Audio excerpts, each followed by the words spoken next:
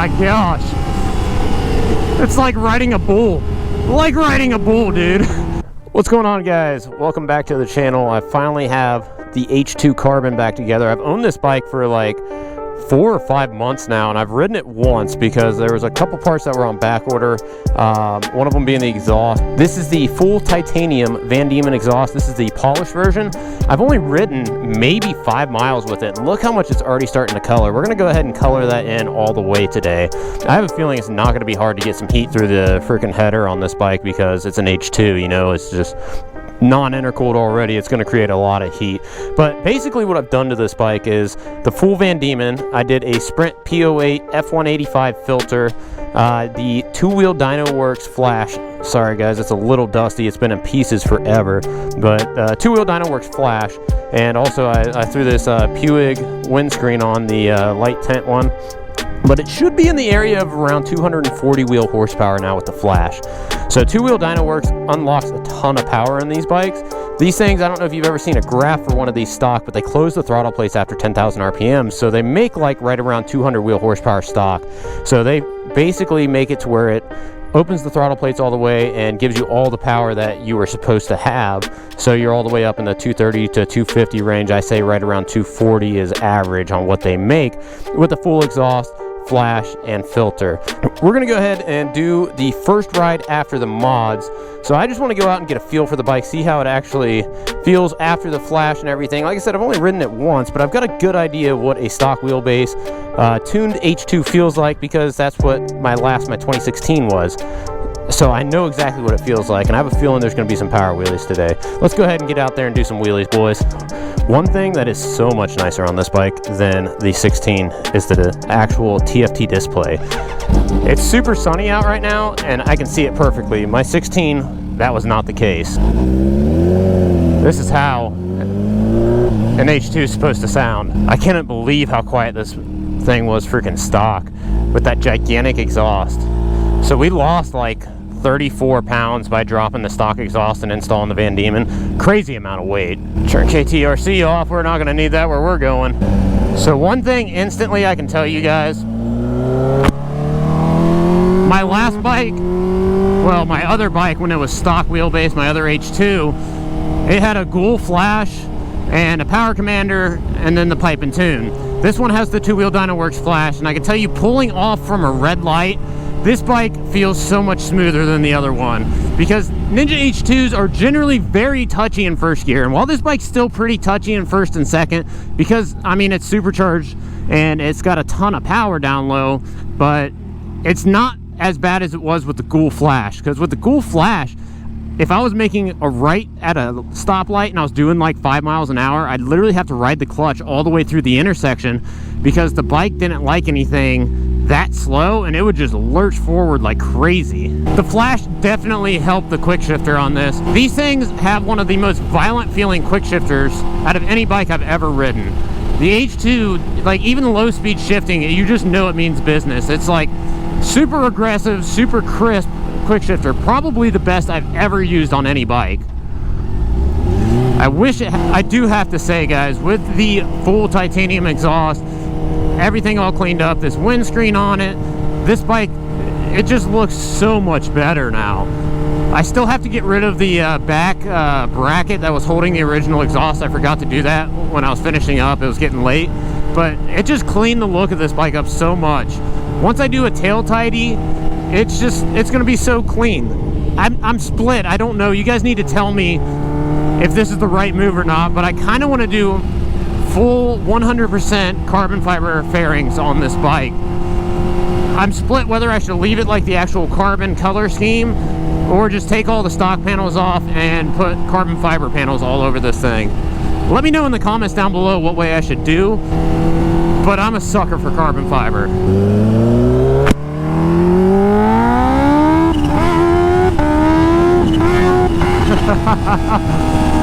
Holy Jesus. It's got so much power.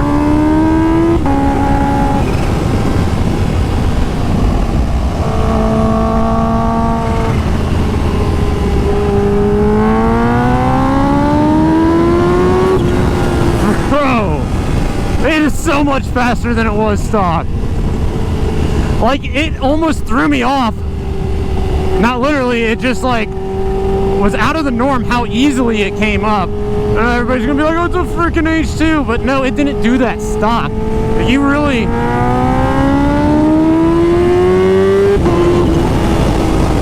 had to get into it stock to make it come up. It's not the case anymore. Holy crap. I forgot how much fun a stock wheelbase H2 is. It's like I'm gonna have to relearn this bike all over again. I could listen to this bike all day. All day long. It's so good.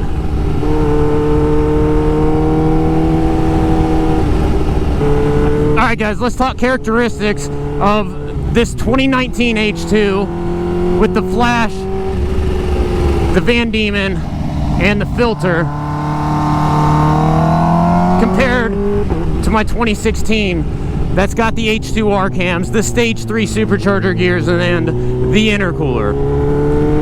First things first, this is like a 16 with way better shit. Like, they just took everything that everybody was kind of like meh about, mainly the dash. They gave it the Olin suspension, and they're just like, here you go, here's really nice stuff. That's pretty cool, guys. So very nice there. But this thing has so much power down low in the RPM band that my 300 horsepower H2 doesn't have because of the H2R cams. The H2R cams take the power and move it to the top RPMs.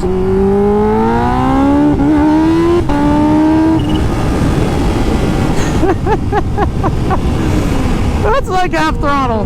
Not even half throttle. Dude. But on this bike, it's got all that power in the mid-range, where on my 300 horsepower one, because of those H2R cams, it makes a ton of power above 10,000 RPMs. Like, that bike is like a light switch going off on how much power it makes. It's like 9,000 RPMs, it makes 200 horsepower, and then 10,000 RPMs, it's like, here's 270, and then by 12,000, it's like, here's 290, and then when you're screaming at 13, 14,000 RPM, it's like, what do I do with my hands? So I'm doing some back road riding, guys. This is not going to be anything where I can wind out like freaking 6th gear or anything, but good lord, this thing has so much power in the mid-range now. It's a different bike than when I originally got it. 100% different bike. And what's crazy is the S1000 is way worse on the neutering. Obviously the S1000 is not going to have this kind of power, but the S1000 is neutered so bad. I am going to be sending the ECU out for the S1000 and the FZ10 at the same time to Two Wheel Dynoworks so they can work their magic on those ECUs as well. But holy crap, this was night and day transformation.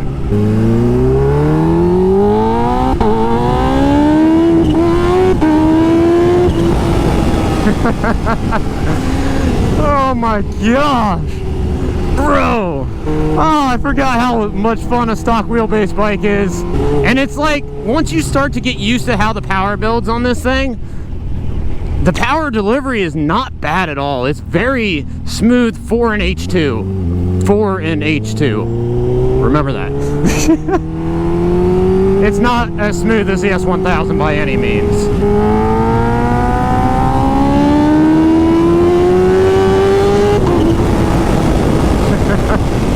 I still haven't even gotten to full throttle on these back roads.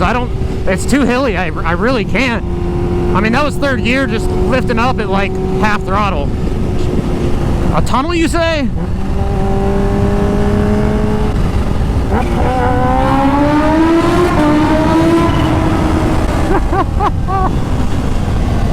Wow.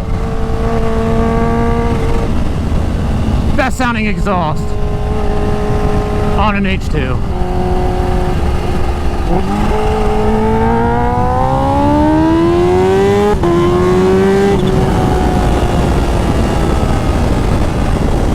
What is it, around 10,000? It just starts picking the front end up. Insane. It's insane how different this bike is now.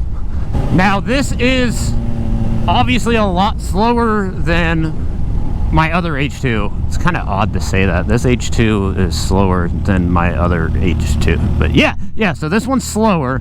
And ironically, it's so much more fun to ride, like around town and stuff. Now, if you're doing a half-mile event or anything, like, yeah, you get the Big Daddy out and you go out there and show them how it's done. But around town, this thing's a blast. It's got so much more power down low, wheelie capability off the charts.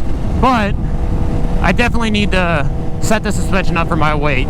It is set up for somebody way heavier than me. I only weigh 150 pounds, so I can definitely tell it's set up for somebody heavy. Oh my god, it's so hot. It's so hot.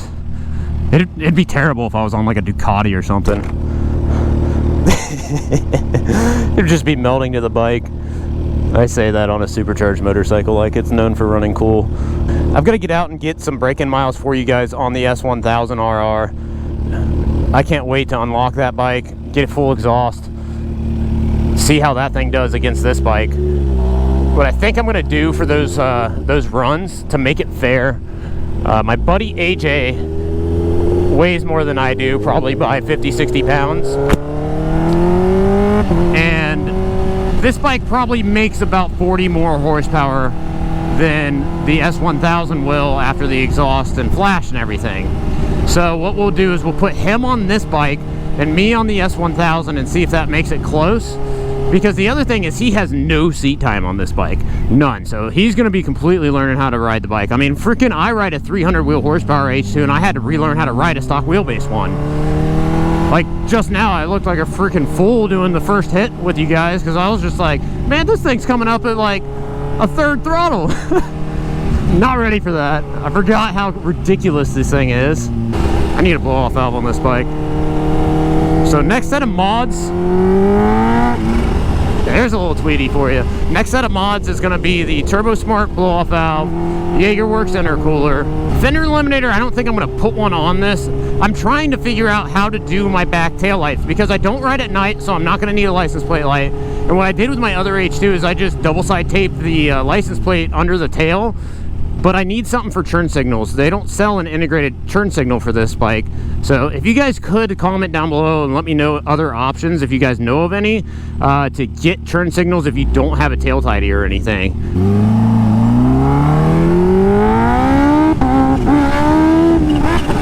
Oh my gosh. It's like riding a bull. Like riding a bull, dude.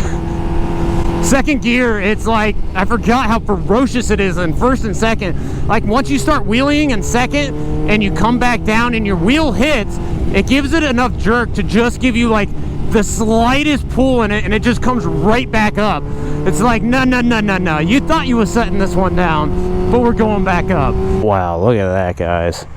I just got off the bike. I mean, we haven't put many miles at all, but look how crazy the color is already getting. That is insane, dude. This exhaust is going to look so good. This whole thing's going to freaking turn blue.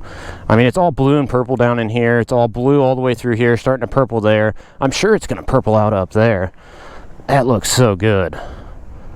I'm so glad I went with the polished on this one. I have the brushed titanium on the other one. While it turns colors, it doesn't do that. That's amazing.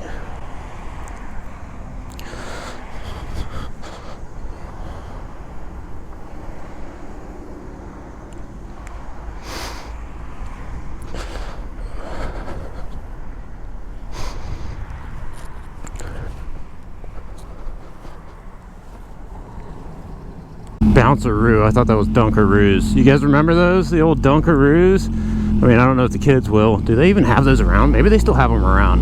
I just remember Dunkaroos. You know, to be honest, guys, I wasn't a huge fan of this flat paint on the H2 Carbon, but it's growing on me.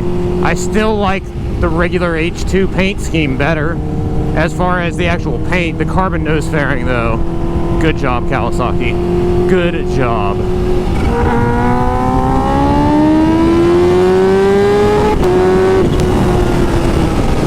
I was waiting for that hit that my other H2 has up top. While this is insanely fast, it does not have that top end hit. And when I say that top end hit, I mean where 50 more horsepower comes in because of the freaking cams up top and the stage 3 gears. It's still insane as it is. Alright guys, tell me what you think of the bike.